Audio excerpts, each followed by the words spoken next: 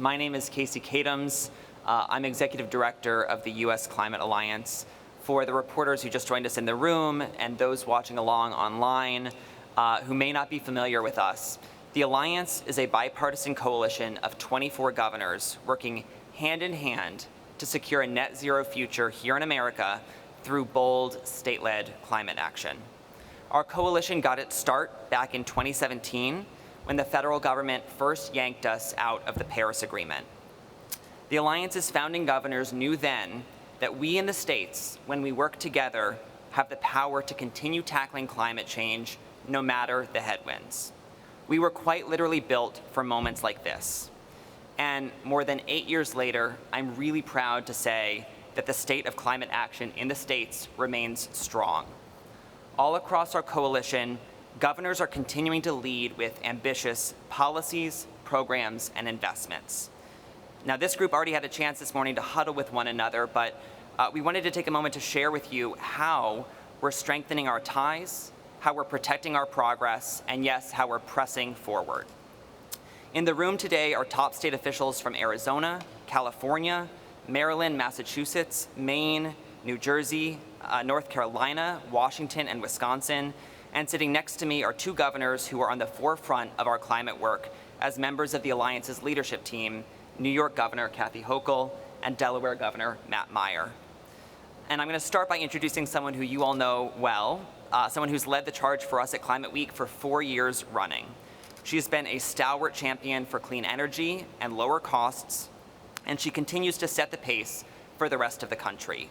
And as part of her remarks, she's going to be sharing a very special announcement on behalf of the Alliance. Governor Hochul. Thank you, Casey, and thank you all who are joining us here today representing this coalition of forward-thinking representatives from 24 states that banded together really to show the world that despite what occurs in Washington, going back to 2017, we can still band together and have a profound impact. And that was really the birth of the Climate Alliance, which I would submit today in this era is more important now than ever before because the attacks are more incessant. And I would also say that reflecting on what happened yesterday when our president called the climate crisis the greatest con job ever perpetrated on the world before the UN General Assembly, what we do is we gather and we become even more dug in our commitment to lead the rest of our country despite the absence of leadership from Washington. So there was a con job, but from a con man. And I also would say that he made some reference to we need to let us work together to build a bright, beautiful planet. So say what you will, we will do our work and we will build that bright, beautiful planet because we are committed. So let's hold him to that. And so now this group working in collaboration is urgently needed. Our democracy depends on this collaboration. No one individual state has the influence to have a real impact on what is happening with emissions in our climate, but banded together, the strength of one is what's making the difference. So we are proving, the Climate Alliance states are proving you can cut emissions and grow the economy at the same time, which is what naysayers were certain was not possible. And a year ago, the Climate Alliance announced a commitment to train 1 million new apprentices across its states and territories by 2035. We are holding to that commitment. We're doing our part in New York. But also today, we are really proud to announce that we have achieved a 24% reduction in emissions for our 24 member states. That is ahead of schedule. It achieves the goals that we had set out back in measuring ourselves back to 2005, a long time ago. This was set forth a few years ago, but to be able to achieve this goal of a 24% reduction at a time when the numbers were escalating to go down 24%, clearly within a range of hitting the target, which was set for 2025, which is 26%. These are 2023 numbers. So I have no doubt in my mind that when we look at the 2025 numbers, we will have more than exceeded our goal of 26%. So that is enormous. So we should be proud of that and celebrate that and talk about that back in our home states to know that what they've set out to do was achievable, and we're going to continue building on that success. So first of all, we build on the momentum. Secondly, we'll innovate new methods of going forward, and then really have to spend way too much energy fighting back the damaging policies out of Washington. This has certainly been a growth year for our lawyers. Can't tell you how many cases that we're involved with to push back on the Trump administration, but certainly anything related to climate, we'll continue to devote the resources to do what is necessary. So let me just give a snapshot of what we're doing here in New York while the federal government refuses to protect us. We will continue to build a healthy and safe future for our people and our planet. And this year, I announced the Sustainable Future Program, which is the largest single climate investment in New York history, a $1 billion commitment for decarbonization, clean energy, and climate resilience. We're putting that money to work in every part of people's lives. At least $50 million will go to Empower Plus to help families transition, building heat pumps and making their homes more energy efficient to help reduce their costs as well as their consumption. To date, we've already had 5,700 home upgrades and saved millions of dollars for our families and energy costs. We'll put another $50 million to our Clean Green Schools program to make our public schools healthier and more efficient. And for our state university system, we're investing $200 million to help our publicly owned buildings phase out off of fossil fuels, and $150 million for our Green Small Buildings program to help upgrade housing as well. So we also want to focus on emission-free buses, $250 million for that, vehicle charging stations, expanding our infrastructure at workplaces and apartment buildings, as well as securing another $200 million to accelerate multiple renewable energy projects. So that's what we do with the $1 billion in New York. And we're committed to this. And it was bold, and it was had a big price tag, but the price tag for doing nothing is even greater, in our opinion. So this was an investment well worth making. And we're also thinking about how to bolster our energy supplies overall. And we are committed to being very ambitious. And on June 23rd this year, I directed our power authority for the state to plan the first advanced nuclear plant in a generation. And I'm going to continue that we have access to our Solar for All program, as well as, meanwhile, in 2027, we're on the cusp of bringing in 20% of New York City will be powered by hydroelectric power brought down by Champlain Power Express that I announced during my first Climate Week when I was a brand new unexpected governor back in 2021. So this is something I committed to do, and we're almost done, and this is going to be extraordinary. And again, weaning ourselves off the fossil fuels. And some of you may have seen the news we had to fight hard to save our offshore wind project that preserved thousands of union jobs. And also we are on the cusp of completing this, the Empire Wind Project, and we'll be powering over 500,000 homes in Brooklyn next year. And so it's still going to happen now because we're able to find the path forward, but I know there's other states, particularly New England, that's under attack, and we're here to stand with you to help thwart those efforts and to show that it is a viable form of power, it is renewable, it is clean. We want to make sure that we continue these investments in offshore wind. And as I said, we'll continue to challenge that in court wherever necessary.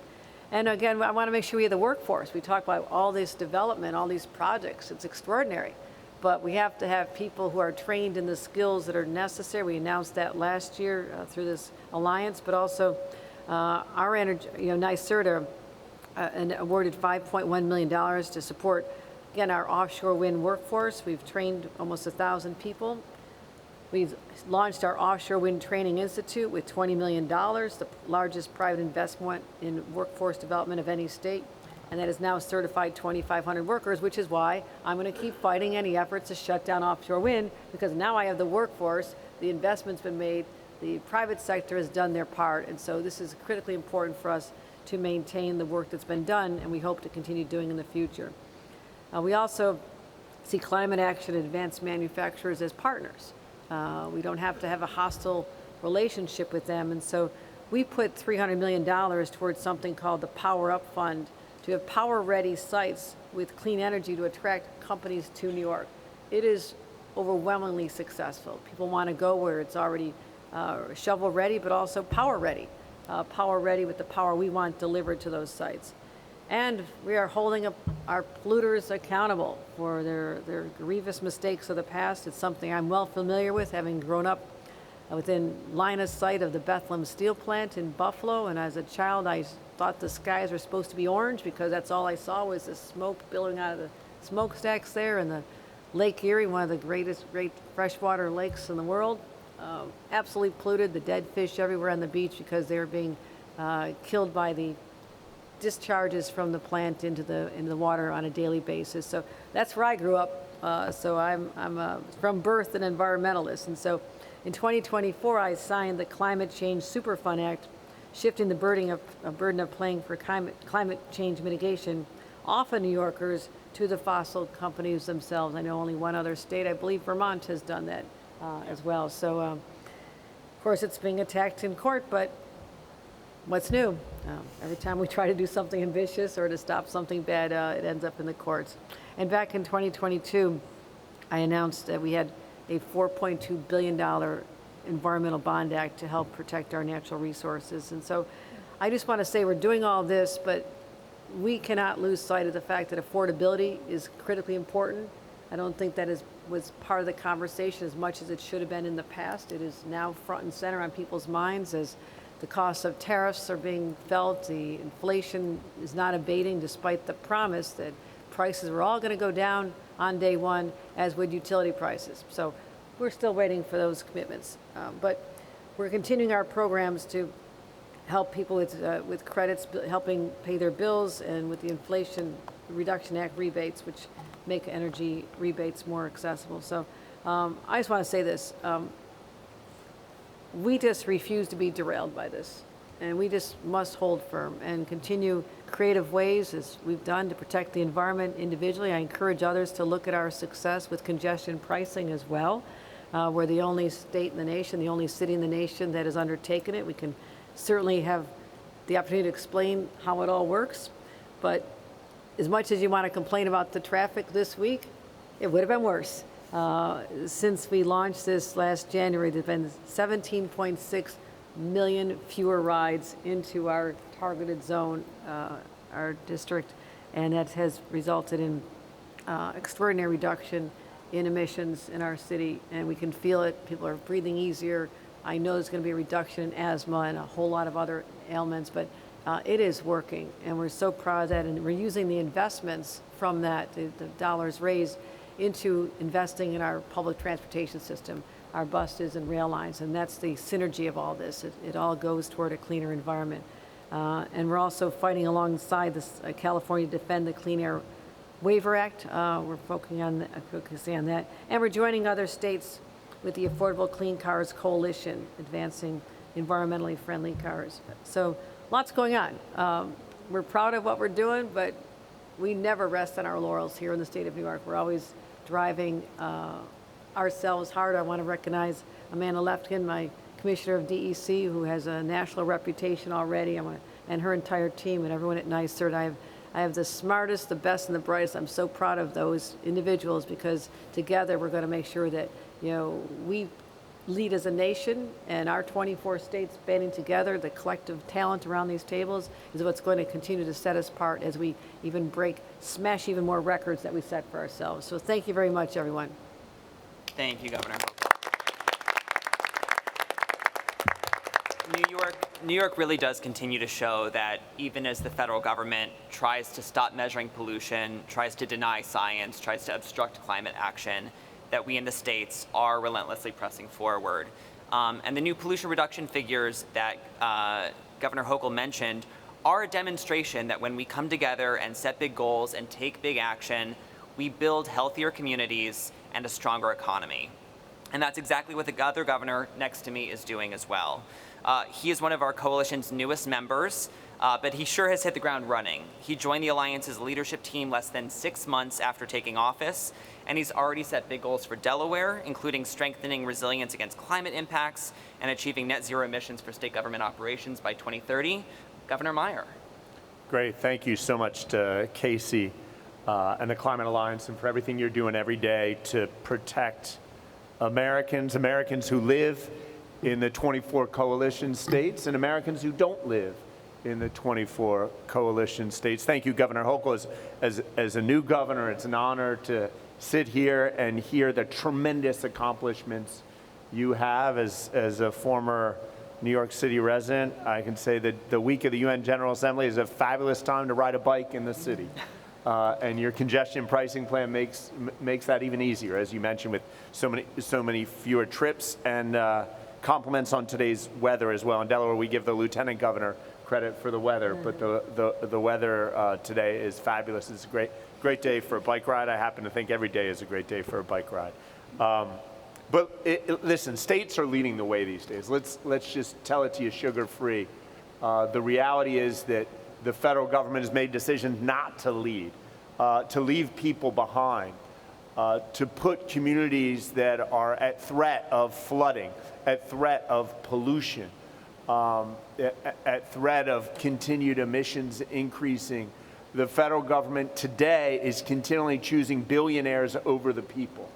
And the people around this table are determined to push back on that and do what is right. And so, first of all, thank you personally for making the decision to pursue this.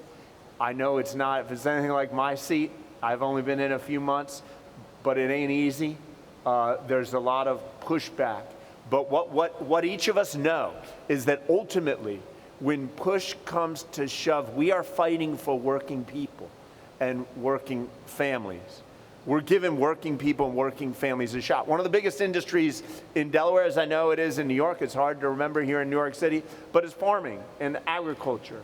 And if we don't do what we need to do as leaders in the face of a climate that's changing rapidly, our farmers suffer. They don't just suffer in terms of health, they suffer economically. If we don't do what we need to do in terms of the generation of alternatives, of renewable energy sources, people suffer. The health of our communities suffer. It's real.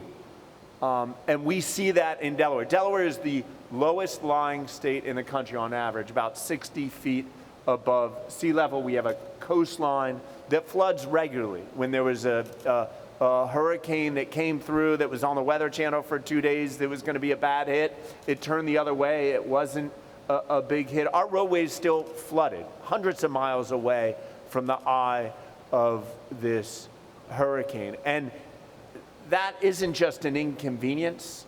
It's not just something that affects homes, flooding, which it does.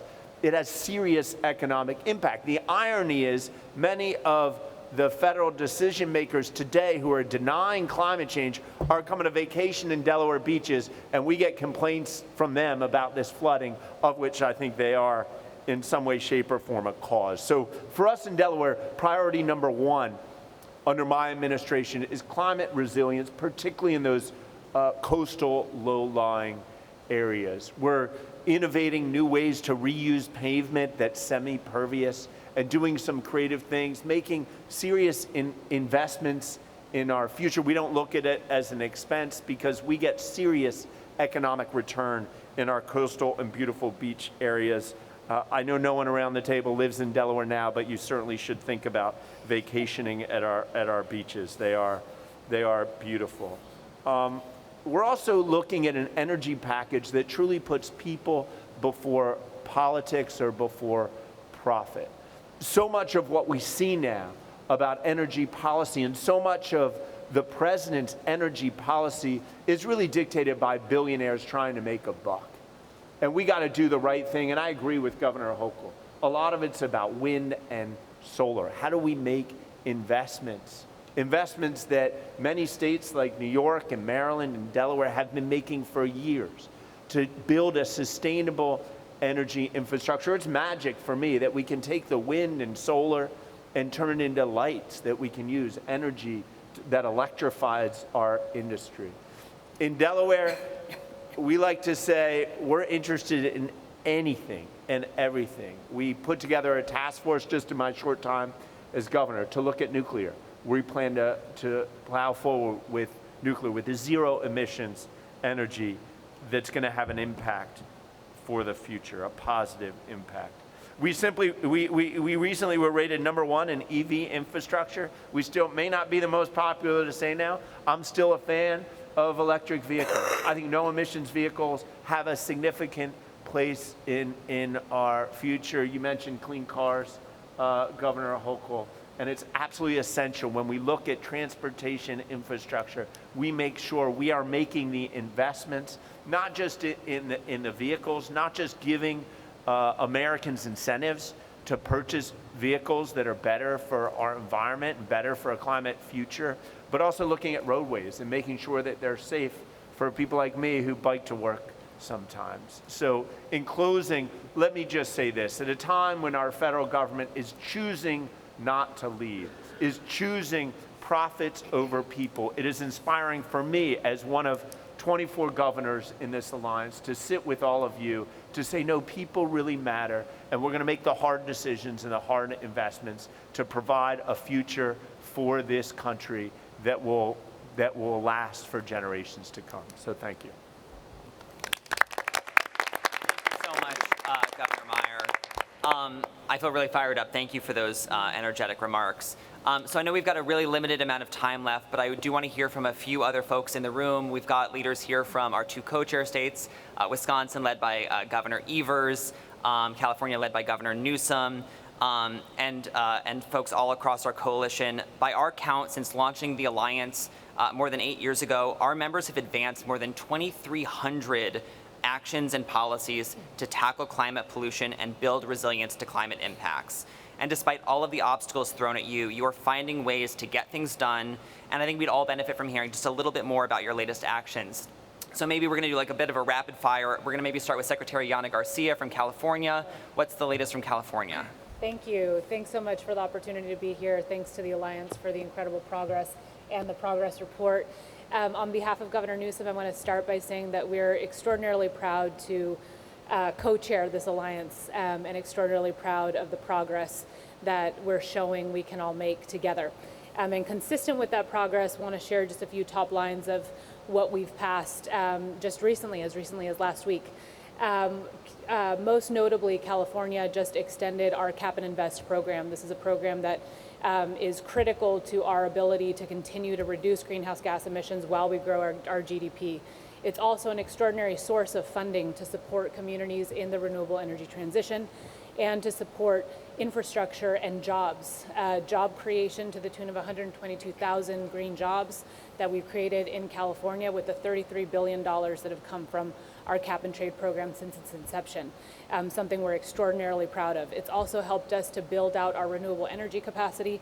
67% of retail electricity sales in California are now renewable. We're incredibly proud of this progress. Again, while the federal administration continues to try to show that this progress is not meaningful for communities, not working, we are proof points that this is in fact working and is what our communities need to build a more resilient future. Finally, I want to just note, to the point of building resilience capacity, addressing wildfire risk, we are also looking at ways to continue to streamline wildfire resilience projects, hoping to continue to prove that in the West Coast in particular, where we face extraordinary risks from catastrophic wildfires like what we saw just earlier this year, our communities really need this support, and we're providing project streamlining for many of these projects. We're also continuing to provide transit and affordable zero-emission vehicle options for our residents, and that's something that we also work with this alliance to achieve and again show proof points of. So very proud to be here, proud to be a member of this coalition and co-lead this coalition, and very happy about the progress that we're making collectively. Thank you. Thank you so much, Secretary Garcia. And I think we want to hear next, while we're out west and also with one of our founding states, would love to hear from Director Casey Sixkiller of Washington, here representing Governor Ferguson. What's the latest from Washington? Well, thanks, Casey. Thanks so much to the Alliance for having us here today. On behalf of Governor Ferguson, it's great to be part of what it's just a fabulous conversation and to hear about all the efforts going on around the states. Governor Ferguson and our department, the Washington State Department of Ecology, recently announced the launch of Zevergreen. This is our new statewide effort to help Washingtonians save money by expanding access to clean vehicles. and to continue reducing pollution. The effort, which comes in response to the Trump administration cutting off support for zero-emission vehicles, kicks off with a series of workshops across our state to help formulate policy ideas going into our 2026 legislative session. So we're very excited about this effort and continuing Washington State's leading role in clean vehicle technology adoption. Great. And we'll give the last word today to Secretary McElwain of Maryland. We'd love to hear the latest from Maryland. Thank you so much. Can you hear me okay? Yeah. All right. I really appreciate being here on behalf of our governor, Governor Westmore. I could go on and just really talk about statistics and all the great things that we're doing. I'm going to stick to one thing that I know the governor is really proud of, and so am I, and that is just recently the governor signed an executive order advancing environmental justice for our state's communities that have been overburdened with pollution for way too long. The executive order establishes an interagency advisory council, and that council's role is to support local governments and to also find opportunities for them. And it also, which I think is really important, the executive order mandates that every single agency they are required to designate an environmental justice officer in their agency. That is something that has never ever happened before, and I am so happy about it. We're also mandated to develop a strategic plan that's good for 2 years and ongoing, and so I'm just really proud of that effort. Thank you for Thank you so allowing me. much for your work on environmental justice. I know that was just a tiny sample of the work underway across our coalition to confront climate change, lower costs, create more good-paying jobs, and build safer and healthier communities. Unfortunately, we do have to leave it there today. But before we close, I do want to acknowledge some of the others in the room with us today. We're joined also by Commissioner Sean LaTourette of New Jersey, Chief Melissa Hoffer of Massachusetts, Director Maren Mahoney of Arizona, Winona Wolf of Wisconsin, Sarah Curran of Maine, and Jonathan Mock of North Carolina. Thank you so much all for being here today and for all that you do all year round. For more on what they're up to, invite folks to please take a look at our website, our policy database, and today's press release. Thank you again to everyone today who joined us here in person, to those following along online. Happy Climate Week, and this meeting is adjourned. Thank you all.